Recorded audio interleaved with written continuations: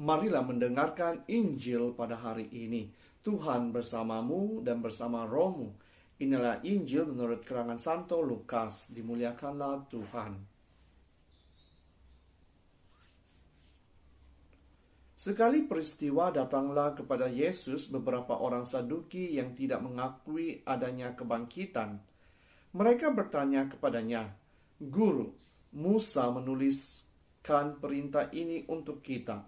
Jika seorang yang mempunyai saudara laki-laki mati, sedang istrinya masih ada, tetapi ia tidak meninggalkan anak, saudaranya harus kawin dengan istrinya itu dan membangkitkan keturunan bagi saudaranya itu. Adalah 7 orang bersaudara. Yang pertama kawin dengan seorang perempuan lalu mati dengan tidak meninggalkan anak. Lalu perempuan itu dikawini oleh yang kedua dan oleh yang ketiga, dan demikianlah berturut-turut oleh ketujuh saudara itu. Mereka semuanya mati dengan tidak meninggalkan anak. Akhirnya perempuan itu pun mati. Bagaimana sekarang dengan perempuan itu? Siapakah di antara orang-orang itu yang menjadi suaminya pada hari kebangkitan? Sebab ketujuhnya telah beristrikan dia."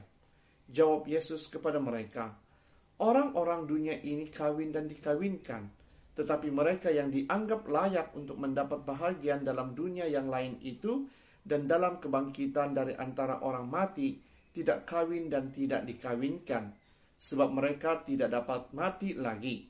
Mereka sama seperti malaikat-malaikat dan mereka adalah anak-anak Allah, karena mereka telah dibangkitkan.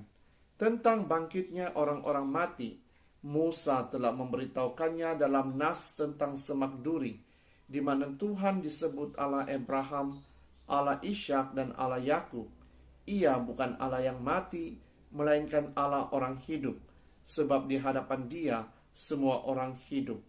Mendengar itu, beberapa ahli Taurat berkata, "Guru, jawabmu itu tepat sekali." Sebab mereka tidak berani lagi menanyakan apa-apa kepada Yesus. Demikianlah Injil Tuhan.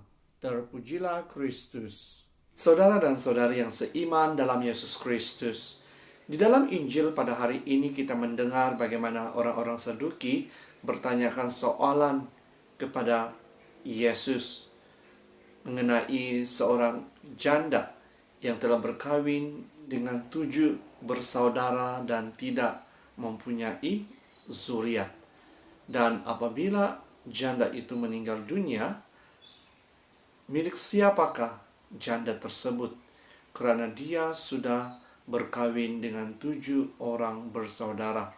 Dan Yesus mengatakan kepada orang Saduki tersebut, di dalam dunia ini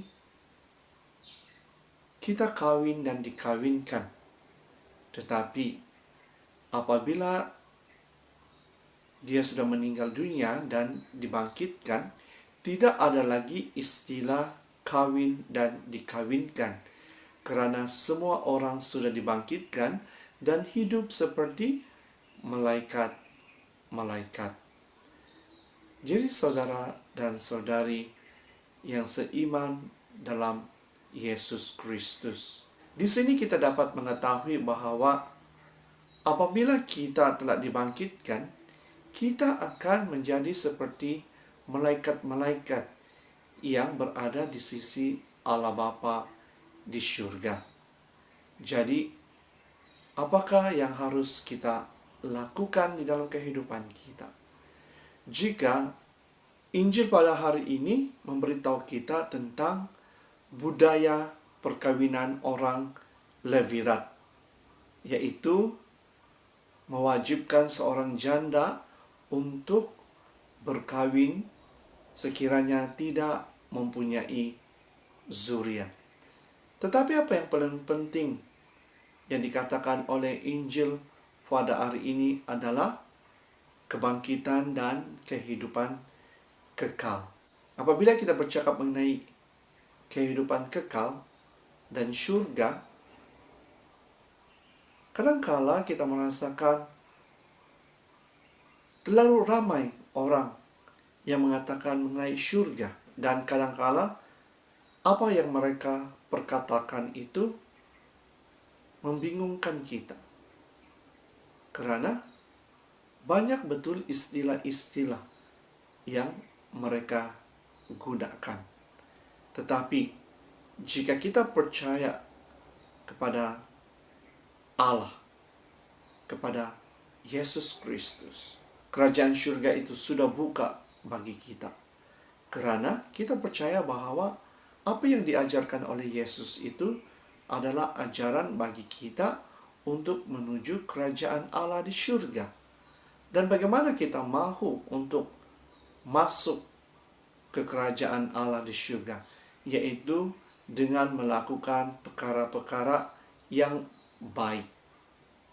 Dan sudah tentu sahaja kita mau tinggal seperti malaikat-malaikat di surga, di mana kita senantiasa memuji dan memuliakan Tuhan dan Allah Bapa.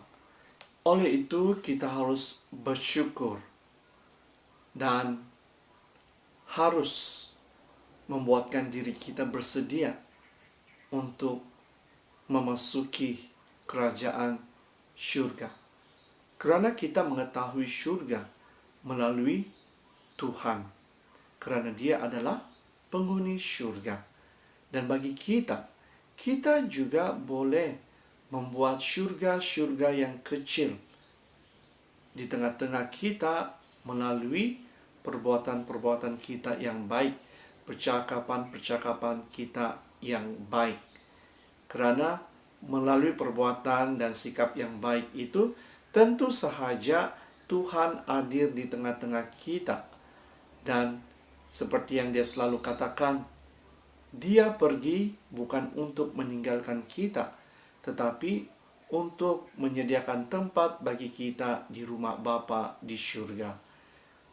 Saudara dan saudari yang seiman dalam Yesus Kristus, marilah kita terus mempercayai Tuhan.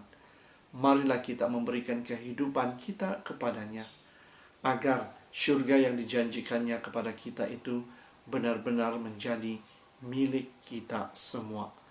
Jadi, marilah kita terus berdoa dan meminta berkat daripada Tuhan, agar Dia sentiasa menggunakan diri kita untuk menjadi saksi-saksinya di dunia ini, bagi mempersiapkan diri kita untuk memasuki kerajaan Allah di surga. Dalam nama Bapa, Putra, dan Roh Kudus.